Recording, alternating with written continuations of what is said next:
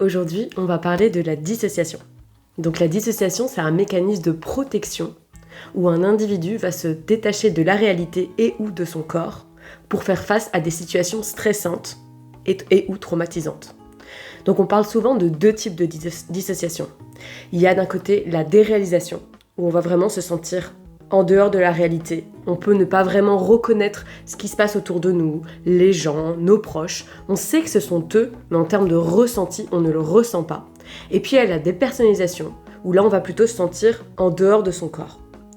Les personnes qui sont concernées par un trouble de la personnalité borderline peuvent parfois, ou souvent, ressentir de la dissociation. C'est, comme je le disais, un mécanisme pour se protéger d'émotions vécues comme trop intenses. Et c'est pour ça qu'il est hyper important de souligner que la dissociation est un mécanisme qui est involontaire. C'est vraiment pour se protéger, ce n'est pas quelque chose qui est conscient et c'est souvent vécu comme très désagréable, mais moins désagréable que par exemple une crise d'angoisse.